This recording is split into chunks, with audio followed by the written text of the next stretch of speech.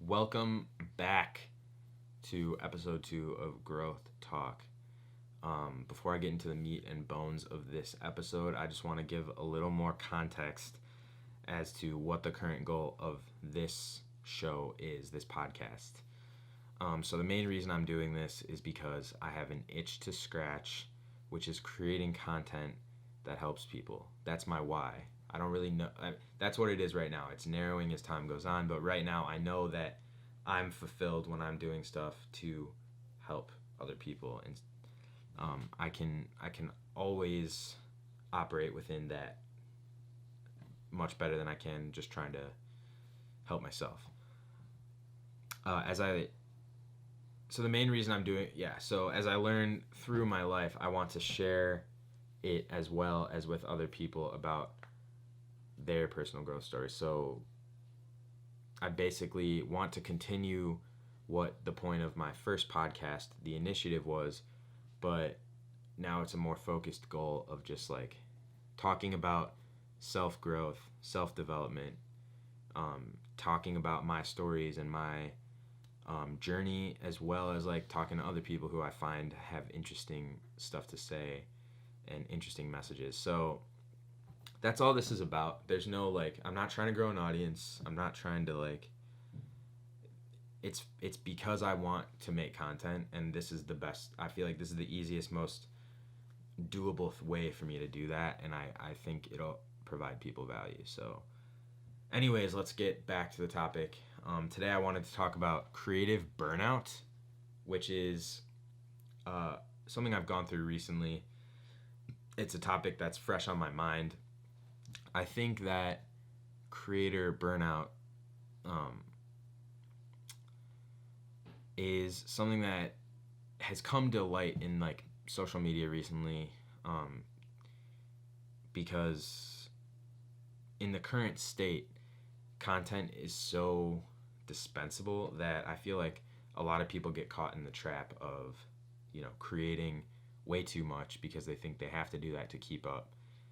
And I've recently fallen into that trap. So I just want to talk about my story with creator burnout. Now, before I tell my stories, I just want to talk about what creator burnout is. So I wrote a couple things down here that I'm going to read just to gather my thoughts. But creator burnout is essentially when you overwork your creative brain and lose the drive and sometimes the ability to create work, creative work specifically. Usually creating loses its fun when you have burned out. So I find that I achieve burnout when I'm working in an unbalanced manner, ignoring my other responsibilities, whether it's my room becomes a mess and that stresses me out, or I'm not keeping up with my friends enough and those relationships start to burn out because I'm working too much on my creative videos or whatever the hell I'm doing. And when you let those other responsibilities pile up and you kind of get in debt to yourself, the creativity suffers as well because your creative energy is diminishing and you're not replenishing it by doing other things that keep your life balanced. I think not many people understand that creativity comes from stillness. So when stillness is cultivated by emptying your mind and having clarity, and when you're not when you achieve that point of stillness, of flow state, of whatever, when you clear your plate, creative ideas start to come in. And when you're working way too hard and you're leaving that stuff on the back burner, in my experience, that's when creating just becomes impossible and it becomes a chore instead of a joy, and that's what burnout is.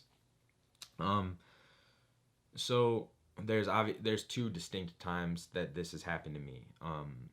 I would say the past 5 summers I've spent because this is my first year that I'm not in any schooling. So I graduated high school about a year ago, and all 4 years of my high school summers, I would spend those summers working really hard on something that I didn't have the time to work hard on during the school year, because I love the whole idea of hustle and grind and working hard to get what you want. So I would embody that through my summers, right? So the summer between my sophomore and junior year, the summer between my junior and senior year, was the first time I achieved burnout. And this was the summer that I was daily vlogging. So I started off that summer break coming off of a weekly vlog that I would make. And I fell in love with vlogging, and I really wanted to make sure I vlogged as much as I could that summer. Because my dream was to be like Casey Neistat, and he did the daily vlog, blah, blah, blah. There was no like idea of helping people. It was all just, I'm going to create content because I want to be a content creator that gets paid to create content.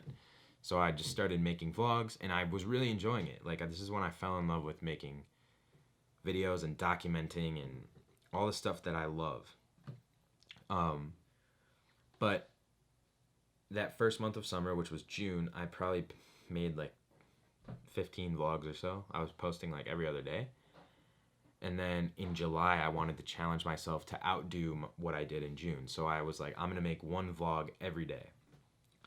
So I started off, and I'm doing it, and I'm killing it. Like, I get 10 days in, and I'm still on this run. And, then halfway through July, I go to my grandmother's house, which is like a 5-hour drive. I'm still vlogging. I'm still posting vlogs.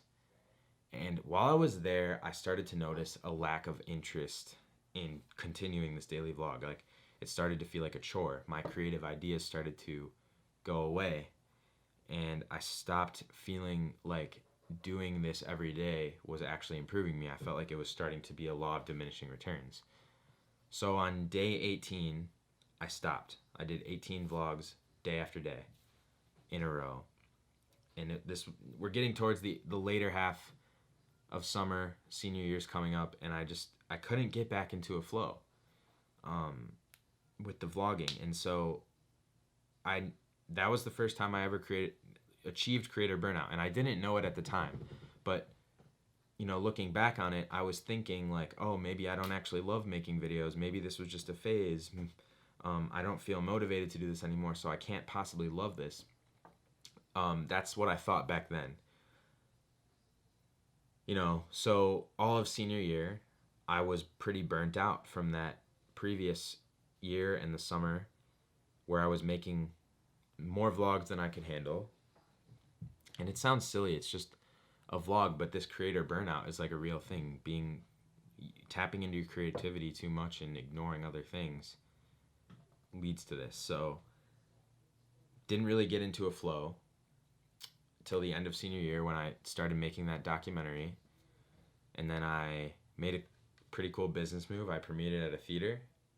But after that, I was kind of stuck again because I didn't know what to do. So I started making these video essays where basically every week I would write this script, and I would do these good edits, and I would set up my whole documentary set right over here, and I would make a weekly documentary / vlog. So I would like record myself making a documentary about a topic that I liked. And I was probably spending like 6 or 7 hours a day on this. And this was right when quarantine started. So 8 weeks later, I was burnt out completely. And I started asking these really existential questions about myself. Like, why do I create content? And how do I want to create content, and do I love this or not, So I decided to stop doing the video essays, and I took this like 3-week break, and that ended a couple days ago. But in that 3-week break, I realized a couple things. So this is really fresh on my mind. This is very recent, and this is the point of this podcast, is me sharing this kind of stuff. So the first thing I learned from this burnout, from the video essays, was that you have to know what level of output is optimal for you to do consistently while still being able to enjoy life. So this kind of intersects with this popular idea of grind and hustle, right? Because a lot of guys succeed by sharing this message of work, work, work, work, work. Work is the way to success, which is definitely true. I work hard. I've been able to achieve the things that I've been able to achieve in my gap year because of hard work and a lot of hours put in. But I've also learned a lot about optimal workflow and like flow state and stuff like that. The video essays were taking me hours and hours a day. It was in the middle of quarantine, so I had a lot of hours to spend. But I also have other responsibilities. Like I have a girlfriend, I have friends that were coming back from college that I could have kept in touch with. I have a family that I live with. And we were talking about getting a new dog. So like all these other things in my life that I have to make sure I tend to keep healthy. But I wasn't because I was, in my head I wasn't, because I was working on these videos and I was like locked in, and these are going to be the videos that make me successful on YouTube, right? In my head. You know, the grind and hustle, those putting in the hours and stuff is necessary, but it's also very glamorized, and it should be also taken into consideration that stuff only works when the intent is correct and when you're balanced. Because if you grind and hustle so much that you lose the energy to create, the work's not going to be good and no one's going to consume it, and that's not going to be a success. And that's what I learned. So that's point one, which was, again, you have to know your optimal level of output while still being able to enjoy life and replenish whatever you take creatively. Like if you have a creative energy battery and every time you make a video, some of it goes away, some of that energy goes away, you need to know how to replenish it. And if you're not doing anything but creating, eventually it's going to wither down into nothing, and that's when problems start to arise. So yeah, again, point one. Point two is I was way too concerned with gaining views and subscribers. So this is a very personal thing, but like I said, the dream has always been to be successful on YouTube. Now, success can mean a lot of different things. For me, it meant having a lot of views so I could start businesses and sell things to my viewers and have clout, I guess, and get recognition and also make money creating. None of that, you'll notice, has any purpose behind it. A lot of that is passion driven. And something I've learned recently from the book Ego is the Enemy is that passion is actually not as good of a tactic to create success as purpose. So I'm going to explain the difference. Passion is like an explosion, right? You get an idea, you get super passionate about it, and you decide that you're going to achieve that no matter what.